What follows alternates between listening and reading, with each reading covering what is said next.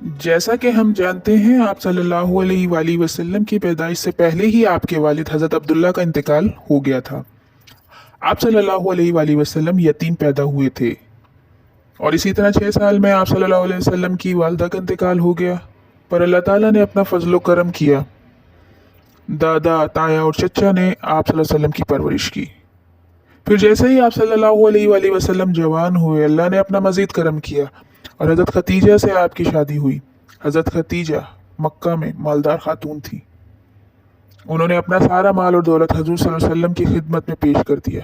اس طرح اللہ نے آپ کو غنی بھی کیا اور مزید فضل کیا، مزید کرم کیا، آپ کو اپنا محبوب بنایا، رسالت کے مرتبے پہ فائز کیا، اور وہی کا ایک سلسلہ جاری ہوا۔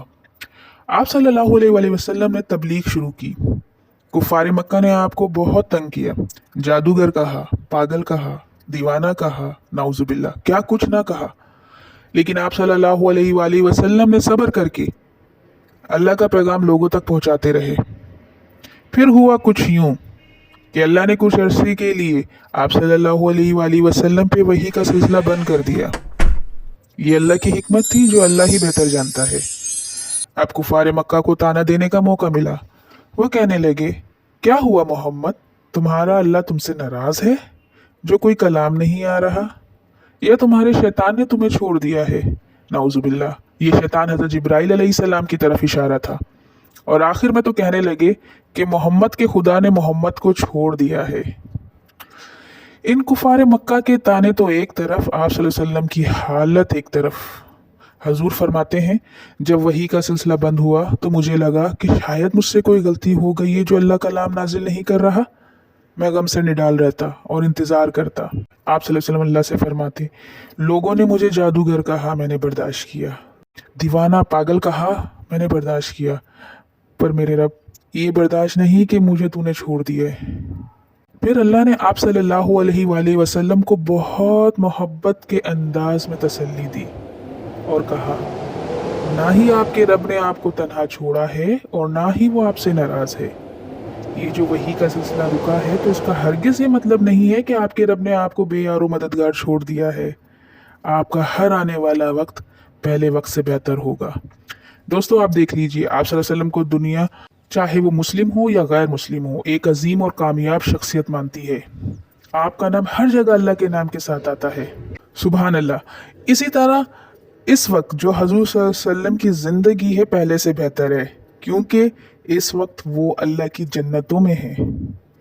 پھر قیامت کے روز آپ صلی اللہ علیہ وسلم کی زندگی اس زندگی سے بہتر ہوگی، کیونکہ آپ جنت کے مہمان خصوصی ہیں، یعنی دن بہ دن آپ کے پروٹوکول میں اضافہ ہو رہا ہے، اور یہ قیامت تک جاری رہے گا، کیونکہ سب کی شفاعت بھی آپ صلی اللہ علیہ وسلم سے ہی ہونی ہے۔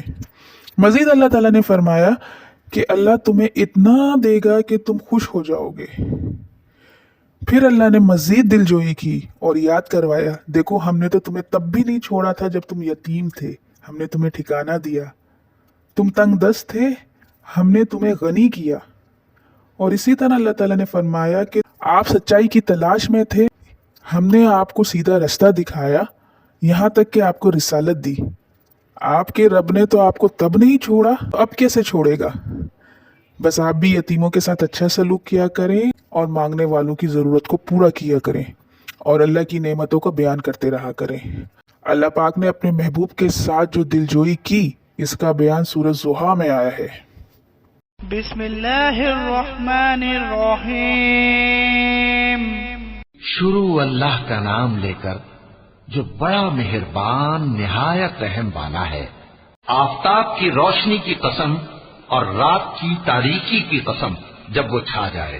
اے نبی صلی اللہ علیہ وآلہ وسلم، تمہارے پروردگار نے نہ تو تم کو چھوڑ دیا اور نہ تم سے ناراض ہی ہوا، اور آخرت تمہارے لیے دنیا سے کہیں بہتر ہے، اور تمہارا پروردگار تمہیں عنقریب اتنا کچھ عطا فرمائے گا کہ تم خوش ہو جاؤ گے۔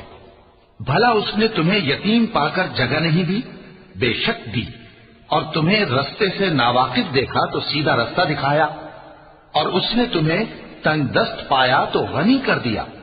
تو تم بھی یتیم پر ستم نہ کرنا اور مانگنے والے کو جھڑکی نہ دینا، اور اپنے پروردگار کی نعمت یعنی وحی کا بیان کرتے رہنا۔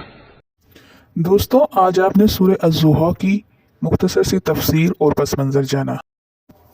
दोस्तों, अगर आपको ज़िंदगी में कभी ऐसा लग रहा है कि अल्लाह आपकी तरफ मुतवज्जा नहीं है और आजमाइश और मुश्किलात का सिलसिला ख़त्म ही नहीं हो रहा, या आपको लग रहा है कि अल्लाह आपकी दुआओं को सुन नहीं रहा, ऐसा हरगिज़ नहीं है। अल्लाह ने आपको कभी भी अकेला नहीं छोड़ा है। तो सब्र कीजिए और अल्लाह पे यकीन रखिए। अल्लाह की नेमतों को याद रखिए। अल्लाह ने ना तो कभी हमें पहले छोड़ा है, ना ही अब छोड़ा है, और इंशाल्लाह आगे भी नहीं छोड़ेगा।